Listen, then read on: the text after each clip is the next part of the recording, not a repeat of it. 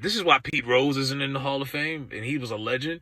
I know Calvin Ridley's not going. So Calvin Ridley, who he took like the second half of the season off because of mental health issues, quote unquote. And now I found out the whole time he was gambling. He was on FanDuel. He put up $1,500, lost $10 million, betting on the Falcons. The Falcons. I'm like, what of a joke. Now I'm thinking he was. Now that's the dumb part. Why would you even bet on the Falcons? I mean, you had to know, you were there. That they sucked last year. I think they won like 6 games. He was only the primary number one because Julio went to Tennessee. So, and he walked out of there. He didn't even want to be a part of how bad it was. He didn't even finish. I don't even think he made it to Thanksgiving. He was out.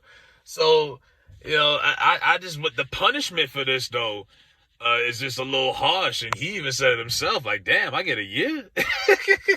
Like, come on. Like, you can't help it. I guess the same thing make you laugh, make you cry, because if he really did lose $10 million and then you don't get a play for, the boy already lost $10 million. Y'all gonna make the boy sit out for a year? Come on, man. Like, Big Ben had rape allegations. He got 4 games. You got all of these people. Got Aaron Rodgers lied about his vaccination status. He got a game, this and that. Y'all give this guy a year for gambling? In a country where they made it legal. You just had to know something like this was going to happen eventually. But I don't know. You have a lot of people who think the NFL is rigged and it's all scripted. It's hard to script it. It's not like wrestling, but people have that mind, that theory that everything is scripted in the NFL to a T. And you got a player who's pretty good. He's not a superstar. He should be if the Falcons meant something. But, you know what I mean? No shit on the Falcons, but you know what I mean. But but it's not a good look that a guy's betting on games. It looks like you're trying to fix games, but it's not like Calvin Ridley has the power to fix games. I mean, come on. What bags he's throwing to fix games other than gambling on FanDuel? You know what I mean? He's not the quarterback. He can't go out there and purposely throw the game. I just think the punishment was a little harsh. I agree with Calvin Ridley. It was a little harsh. But my whole thing is he another person who basically got framed for, these so-called health issues where people just take time off work and you could just say, I got mental health problems, and they just give you time off. That's what he did. He checked out the whole time. He was at home. He was at the crib gambling. You know what I mean? But had faith in his squad. I'm like, bro, you really had to be on cloud 9. You must have been smoking some really good shit if you thought the Falcons could win any of those games he was betting on them to win. And now you got a whole year without a paycheck. That's going to hurt.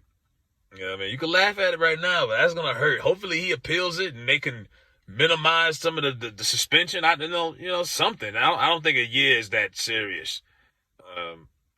But, in sports, they take this really personal. They take it serious. Like Pete Rose, they will never put him in the Hall of Fame because of it. And I think it's ridiculous. But they go by, they call it the integrity of the game and, this and that. Man, half of the people, why do you think the Super Bowl ratings were so high this year? Because everybody's betting on games. It's not the Kaepernick the Kaepernick stuff cooling off that got people back watching. It's the fact that they basically made gambling legal over 30 states. Like anybody could get on FanDuel, DraftKings. Everyone had a pool. People watched the Super Bowl mainly so maybe the halftime show also, but people wanted to bet. Gambling is really what's bringing the NFL back ratings-wise, in my opinion. So this is something that they do. And like I say, just like when you had AB got caught with the fake vax card, I didn't believe half of the players were vaccinated. I don't believe Calvin Ridley's the only guy in the NFL that's betting on games. Period. There's plenty of these cats that's betting on games. And it's not it might not be the filthy rich guys that's making $30 million a year, but a guy like Calvin Ridley, some of these cats, man, they in the locker rooms. Vegas is in the locker room. That's how they know, and they got the favorites every week. This team favored by 3.5. This team favored by 7.5. 10-point spread. This, that. It's all, everybody's all connected. But they giving this man a year. I hope he appeals it. Because I tell Goodell to kiss my ass. I'm not doing a year. Hell no. Somebody, Arthur Blank from the Falcons, got to cut a check or something. But there, Calvin Ridley was out here gambling. Hold your head. A year is a little too steep, man. That's just like, damn. That's like the third. That's like, I could see if he was a repeat offender or something, and this is his first offense. He ain't never been in trouble before. To my knowledge, has he ever been suspended or anything? I've never heard of Calvin Ridley getting in trouble before. Like, what happened to the strike one? Strike one, strike two, strike three. I can see if it was his third strike. At that point, you fucking steal a slice of pizza, they give you 25 years. But that's not the case. So, a little bit harsh for me, in my opinion. Let me know what y'all think in the comments. I'm out.